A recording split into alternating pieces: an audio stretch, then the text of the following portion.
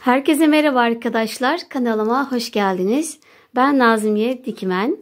Bugün sizlerle geçen bu Wednesday dizisinin Adams karakterini örmüştük. Okul kıyafetini daha önce çalışmıştık. Bu okul kıyafeti herhalde. Tam da bilemiyorum. Çünkü ben diziyi izlemedim. Şimdi ikinci olarak da partide giydiği elbisesi çok istendi. O yüzden bu videomuzda onu yapmaya çalışacağım. Şimdi bebeğimiz şöyle yanımızda dursun prova için. Ara ara giydirmem gerekecek. Bunun için Alize Cotton Gold Hobby siyah kullanacağım. Zaten elbisemiz hep siyah. Fırfırında yine iple yapacağız. İsteyenler fırfır alıp dikebilir. Örmesi de zahmetli yani. Fırfır alırsanız daha kolay olur, daha güzel olur. Bugün biz fırfırını örerek çalışacağız. Evet, şimdi hemen ipimizi bir sabitleyelim. Şimdi 55 tane zincir çekerek başlayalım. 1, 2, 3, 4, 5, 6, 52, 53, 54, 55 tane zincir çektim. Şimdi birinciyi atlayıp ikinciden sıra sonuna kadar hepsine tek batalım. Her bir zincirin içine tek sık iğne yapalım.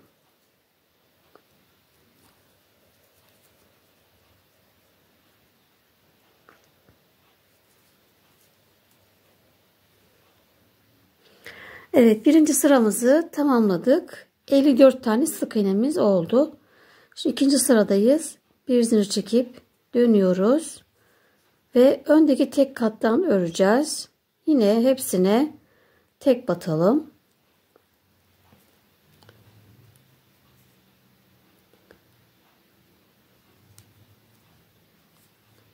Öndeki tek kattan örüyoruz.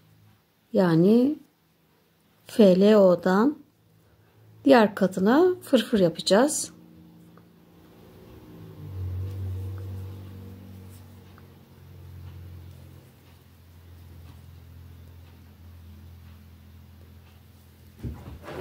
Evet, eksiltme artırma yapmadan düz örüyoruz. Öndeki tek kattan. Arkası diğer kat bu tarafta kalacak. Evet, ikinci sıramızı tamamladık. Şimdi burada bir düğme deliği açalım. 1, 2, 3, 4, 5 zincir çektim. Karşıya batıyorum. İlmek kaydırdım. Ve içerisine 5 tane sık iğne ile dolduruyorum.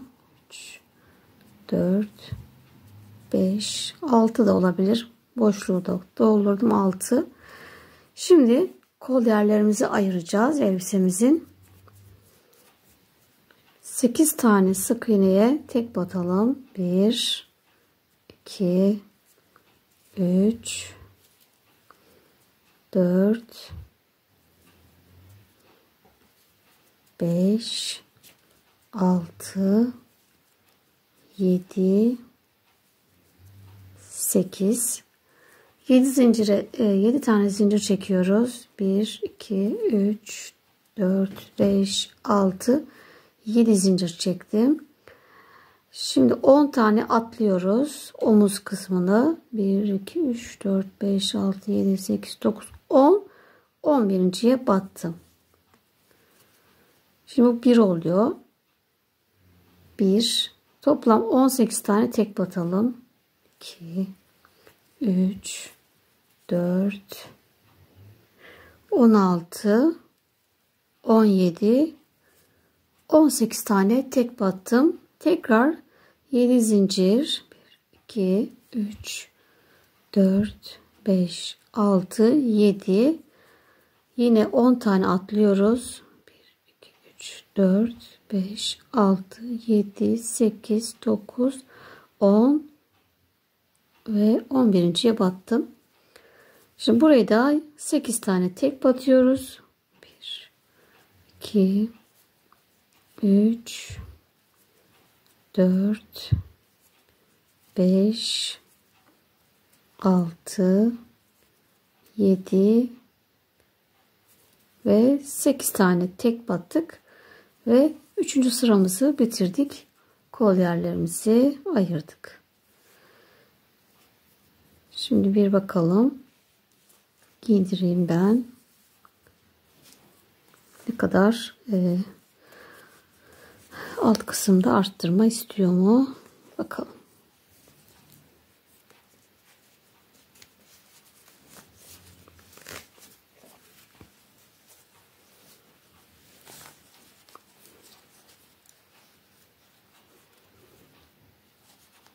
Evet. Biraz arttırma yapalım. Biraz elbisemizi rahatlaştıralım.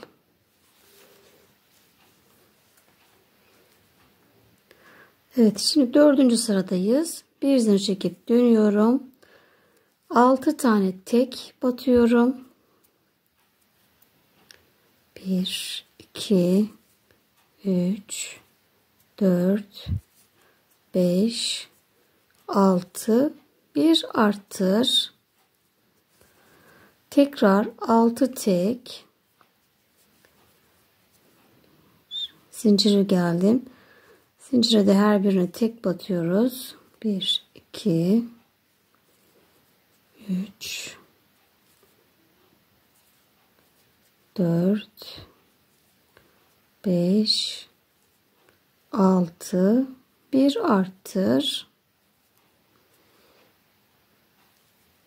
Tekrar 6 tek, bir arttır. Sıra sonuna kadar bu şekilde tekrar yapalım. 6 tek, bir arttır. 6 tek, bir arttır. Evet, sıra sonuma geldim ve 6 tane arttırma yapmışım arkadaşlar. 54 tane sık iğnem oldu. Şimdi bir zincir çekip dönüyorum ve her birine tek batacağım. Pardon, burayı bundan sonrasını 2 zincir çekip dönüyorum. Bundan sonrasını sahte trabzan yapacağız. Yani tekli trabzan.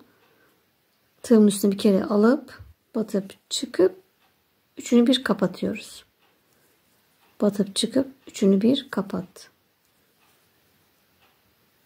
Tekli trabzan yapıyoruz. HDC. Bunu bayağı bir öreceğiz. Ben biraz öreyim. Beline kadar kaç sıra öreceğimi size söyleyeyim.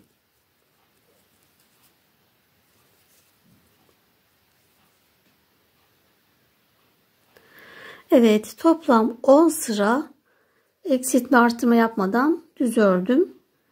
HDC olarak. Şimdi burada düğme deliği açalım. Yine 5 zincir çekiyoruz. Hemen 1-2 tane atlayıp buraya ilmek kaydırdım.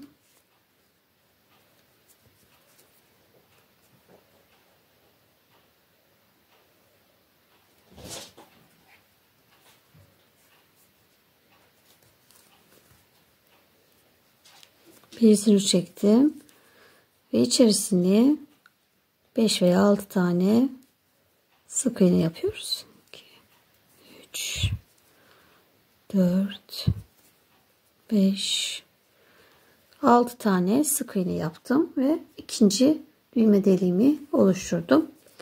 Şimdi bu sıramızda 1 arttır 3 3 ör 1 arttır 3 ör yapacağım. Şimdi hemen minnoş 2 zincir çekiyorum. Aynı deliğin içine 2 tane yapıyorum. 1 2 arttırma ile başladım. 3 tane tek,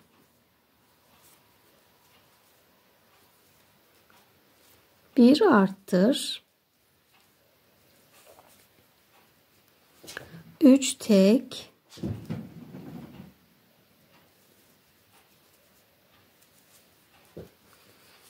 Bir arttır. Sıra sona kadar bu şekilde tekrar yapalım. Artık etek kısmına geldik. Biraz volanlı yapacağız. Devam edelim. Evet, sıra sonuma geldim ve toplam 14 tane arttırma yaptım. 2 zincir çekip dönüyorum ve hepsine tek batıyoruz. Eksiltme arttırma yapmadan düz öreceğiz. 68 tane HDC'miz oldu. Ama bunlar benim bebeğime göre. Siz yine de bebeğinize bir bakın. Ona göre arttırmanızı fazla veya az yapabilirsiniz. İpinize göre değişebilir. Böyle ara ara giydirmeyi unutmayın. Artık eteğimizi böyle genişletmeye başladık. Kalçaya doğru. Evet, sıra sonuna geldim. Yine 2 zincir çekip dönüyorum. Bu sefer bir arttırla başladım. 2 tane tek örüyorum. Bir arttır. 2 tek. Bir arttır şeklinde tekrar yapacağız. Sıra sonuna kadar tekrar yapalım. 2 tek bir arttır.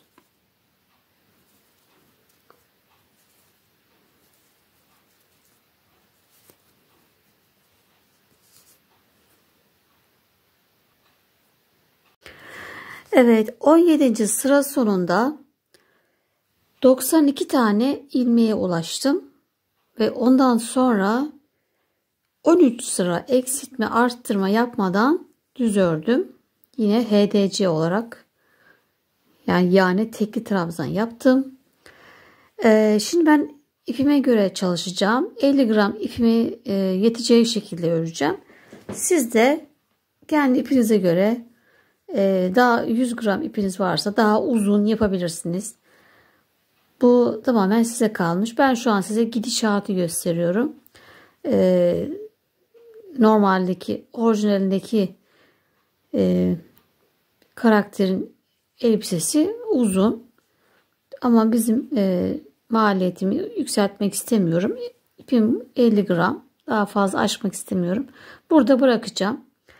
Eğer daha artarsa yani fırfırlardan sonra yine biraz daha da örebilirim. Sıkıntı değil.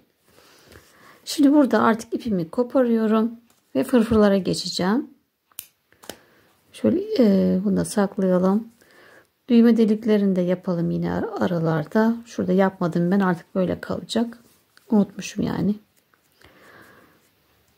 Yani maliyetler yükseliyor yaptıkça. İpimiz yettiği kadar yapıyorum. İnanın 400'e satamadım ben bebeği. O kadar takipçi olmasına rağmen satamadım. Bir gün bir eşofman altı aldım çocuğuma. 250 TL en ucuzundan. Yani bir hafta uğraştığınız bebeği satamıyorsunuz. Evet, şimdi ipimi kestim. Hemen fırfıra geçeceğim. Fırfıra isteyen böyle hazır alabilir. Dantelden fırfırlar var. Böyle farklı şekillerde. İsteyen de böyle kendisi yapabilir. Bugün ben ipimle devam ediyorum. Şöyle buradan başlayalım. Şöyle çevireceğim. Ve şurada bir bizim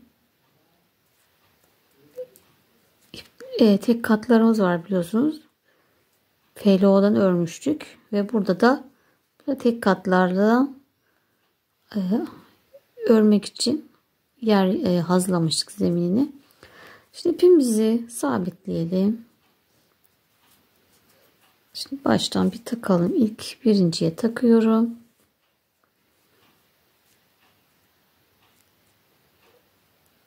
Şöyle. Ve trabzan olarak yapacağız. İkili trabzan. 2 zincir çektim. Aynı yere batıyorum. 2 defa da çıkıyorum. Tığın üstüne aldım. Aynı ilmeğin içine 2 defa da çıktım. Tığın üstüne alıyorum. Aynı ilmeğin içine 2 defa da çıktım. Şimdi şu ipi de arada yürütelim. Bunu da saklayalım. Ve bu her ilmeğin içine, bakın şimdi bu yanındakine geçiyorum. Yanındaki şu tek kata. Her ilmeğin içine 3 tane trabzan yapıyorum. İkili trabzan. 2 defa da çıkıyoruz. Evet, tekrar yanındakine geçiyorum. Yine 3 tane ikili trabzan. Rahat çalışıyorum. Çok sıkmadan. Tekrar yanındaki ilmeğe 3 tane ikili trabzan. Evet, sıra sonuna kadar bu şekilde fırfırlarımızı yapalım. Her ilmeğe 3 tane trabzan yapacağız. Evet, sıra sonuma geldim ve şimdi buradan bu tarafa ters sık iğne yaparak oyasını yapacağım. 2 zincir çektim ve terse doğru bir arkadaki ilmeğe battım ve tekrar arkaya batıp sık iğnemi kapatıyorum. Arkaya bat ve sık iğne olarak kapat. Sıra sonuna kadar bu şekilde ters yöne doğru sık iğnemizi yapıyoruz. Yani oyamızı yapıyoruz.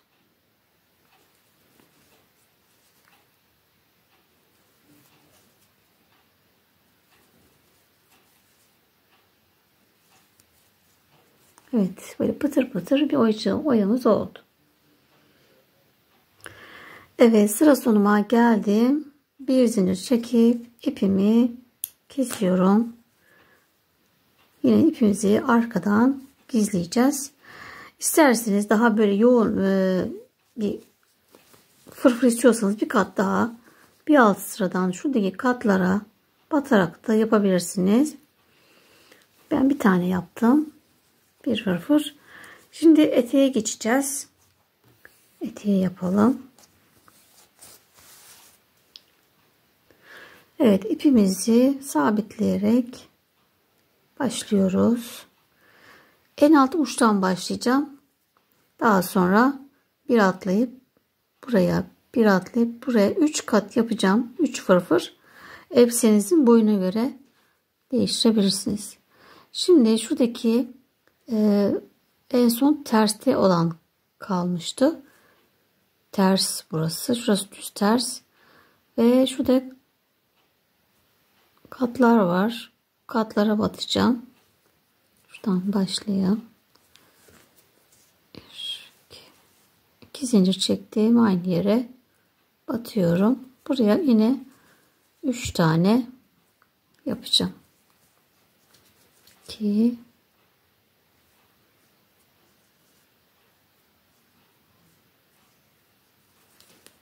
3 aynı yerin içine 3 tane trabzan. Tekrar yanındaki şuradaki tek kata 1 2 3 tekrar yanındaki tek kata 1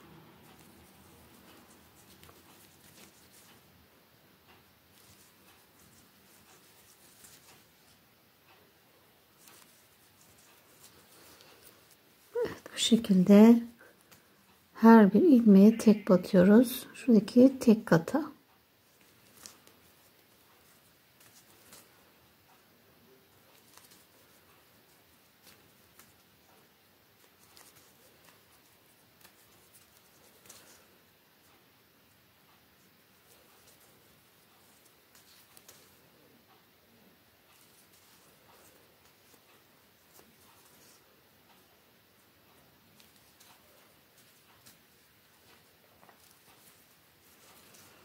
Evet, bu şekilde fırfırlarımızı sıra sonuna kadar yapalım.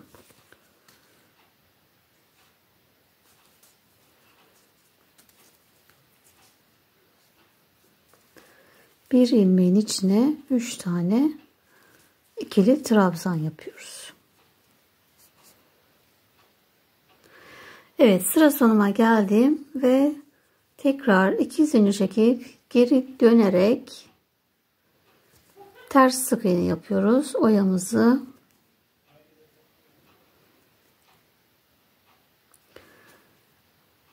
böyle de kalabilir. Bu şekilde de kalabilir isterseniz. Size kalmış. Arzunuza bağlı.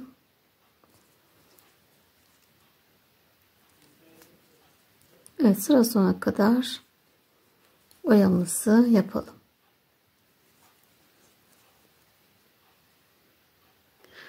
Evet, oyamın sıra sonuna geldim. Şimdi ikinci fırfırı yapacağım. Şimdi bunu buraya sık iğne ile geleceğim, yapacağım yere. Şimdi burada ters, şunlar ters olanlar, dışarı kabarık olanlar ters örgü. Şunlar düz olanlar. Şimdi düzleri atlıyoruz. Şu birinci ters değil de ikinci terse yapacağız. Yine şuradaki tek katlara, yani 1, 2, 3, 4. sıra. Şu birinci sıra, 2, 3, 4. sıraya kadar sık iğne öreceğim. 2 zincir çektim, aşağıya iniyorum.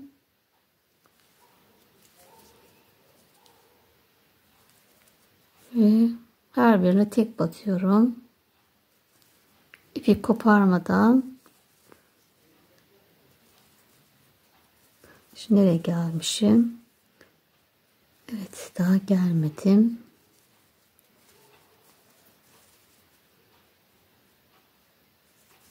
Evet, şimdi buradaki 4. sırama geldim.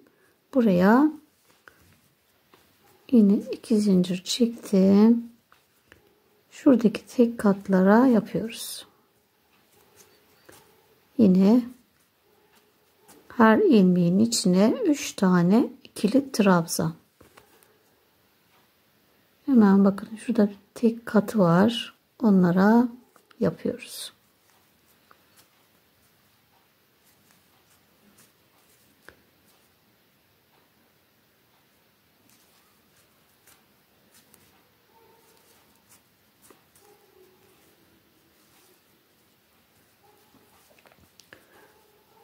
Evet. Bakın şuradaki tek kat, hemen zaten tığ giriyor içine. İçine 3 tane ikili trabzan. Sıra sonuna kadar bu şekilde devam edelim. Evet, yakaya başlamadan önce çekim aralarında 3. fırfırı da yaptım. Aynı 1, 2, 3 atlayıp 4. terse gelen kısma, şuradaki kabarık olan kısım olan yere 3. fırfırımı da bitirdim arkadaşlar. Daha böyle yoğun, güzel olsun diye. İpim 50 gram yetmedi. Yarım olandan devam ettim. Yarım alizem vardı. Onunla devam ettim. Şimdi yakamızı yapalım. Yakamız için 27 tane zincir çekeceğim. 1, 2, 3, 4, 5, 6, 7, 24, 25, 26, 27 zincir çektim. Öyle sıkışta çok sıkış çekmedim arkadaşlar. Yine de bebeğinizin bir boyuna bakın, kontrol edin. Ona göre zincirlerinizi eksiltin veya arttırın. Şimdi tığımın üstüne aldım. 2 tane atlayıp 3. zincirimin içine batarak tekli trabzan yapıyorum. Bir seferde çektim. Yani HDC yaptım. Tığımın üstüne aldım. Zincirin içine batıyorum ve 3'ünü bir kapatıyorum. Sahte trabzan yani. Tığımın üstüne aldım. Yine içinden geçip üçünü bir kapattım. Bu 3 oldu. Toplam 8 tane yapalım. Bu 3, 4, 5, 6, 7 ve 8. Şimdi tığımın üstüne yine aldım. İkili trabzan yapacağız. 2 defa da çıkıyoruz. 1, 2. Tekrar tığımın üstüne bir tane aldım ve 1, 2 defa da çıktım. İkili trabzan. 2 tane yaptık. Tığımın üstüne 2 kere doladım. 3 defa da çıkacağım. 1, 2, 3. Tığımın üstüne 2 kere doladım. Yanındaki zincire 1, 2, 3 ve yakamızı yapmış olduk. 1, 2, 3, 4 zincir çekip aynı yere batıyorum. İlmek kaydırdım. Yeniden 4 zincir, 1, 2, 3, 4. Tığımın üstüne 2 kere doladım. Aynı yere 3 kere de çıkıyorum. 1, 2, 3. Tığımın üstüne 2 kere doladım. Yanındaki zincire 3 kere de çıkıyorum. 1, 2, 3.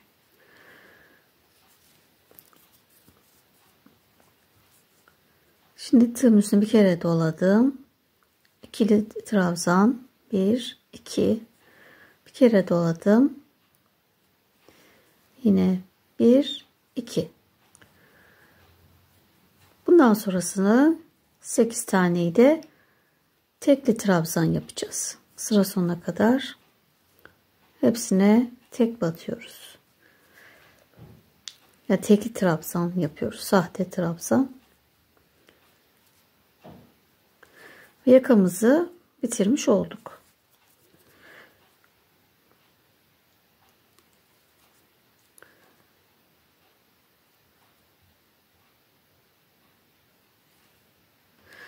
Evet, en son bir de düğme deliği açalım. 1, 2, 3, 4, 5 zincir. Hemen karşıya batıp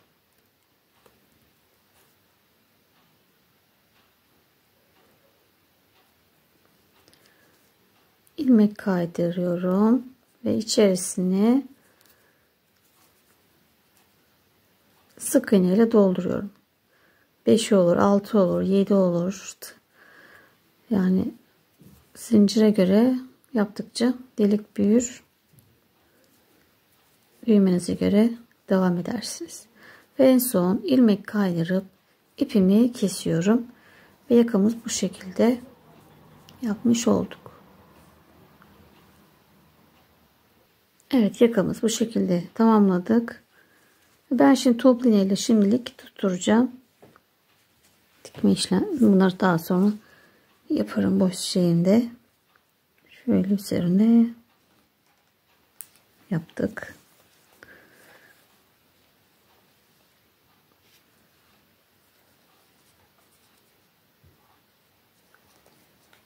Bunu da buraya.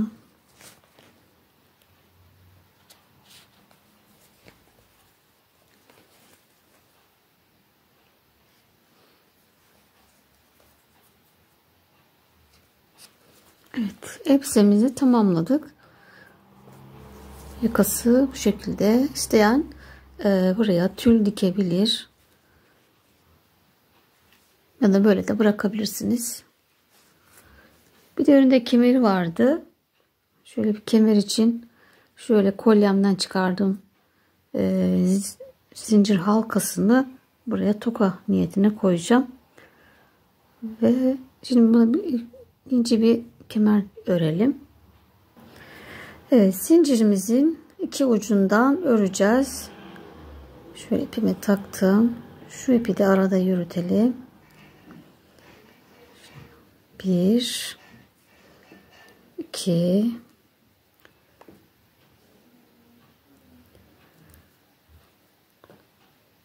3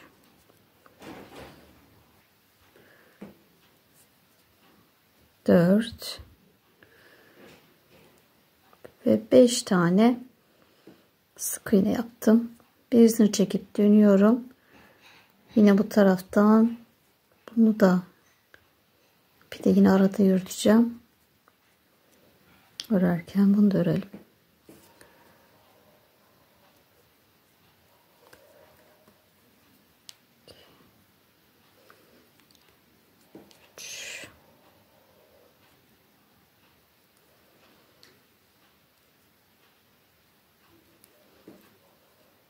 Dört.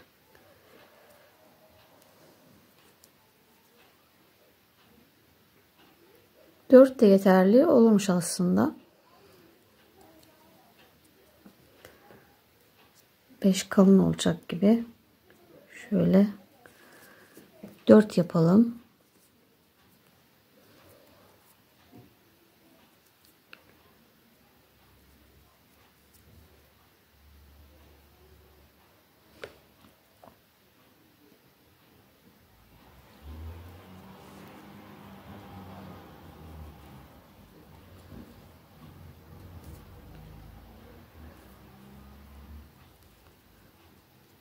İki,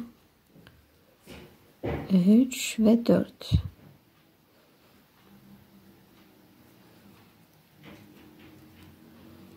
Bir zincir çekip dönüyorum. Şu son ipi de yine arada yürütüyorum.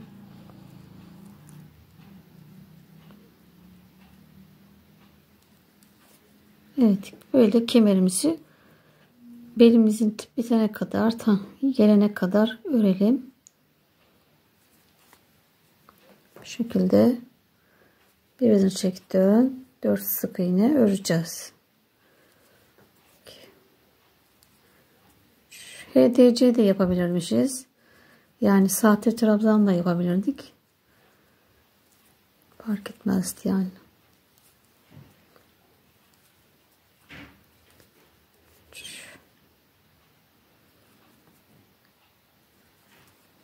Dört. Böyle devam edelim. Bakalım şöyle.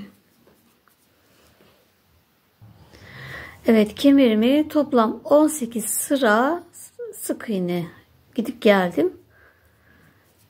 Şimdi burada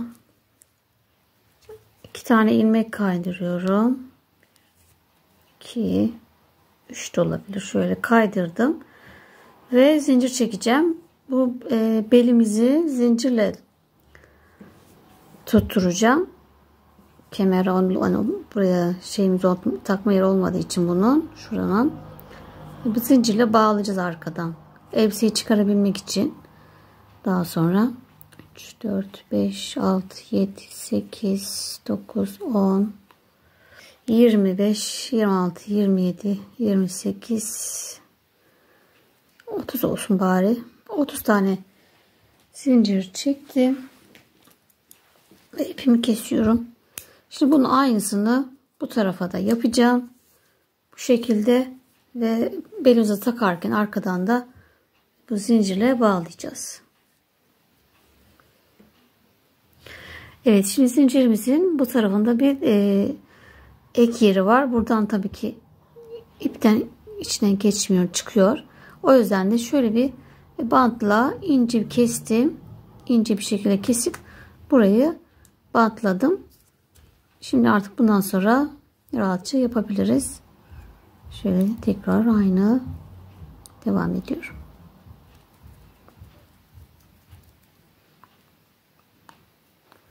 Dört tane önce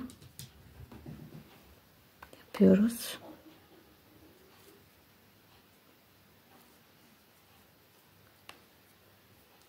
Ben devam edeyim aynı şekilde. Evet, kemerimizin diğer tarafında aynı şekilde yaptım ve artık böyle beline tam ortaya yerleştirip şu arkadan da bunu elbiseyi çıkarabilmesi için hani yapıyoruz. Mesela çıkaramayacaksanız sabit de yapabilirsiniz. Bakın böyle yaptım. Çıkarabilirsiniz. Mesela diğer elbisesini İki elbiseyi örenler bu şekilde bunu çıkarmak istediğinde rahatlıkla arkadan çıkarabilecek, diğer elbisesini giyebilecek. Evet, kemerimize bitti. Yakamızı tamamladık. İsteyenler dediğim gibi tül dikebilir. Evdeki artık varsa veya dışarıdan alabilir. Veya fikir olsun diye şöyle bir evde kaçmış çoraplarımız vardır. Şu parlak olanlar özellikle. Bu parlağı da ortadan kesip bunu da dikebilirsiniz. Biraz emek istiyor. Ben o yüzden yapmak istemedim. Yorulmak istemedim. Böyle de fikir olsun diye paylaşayım dedim.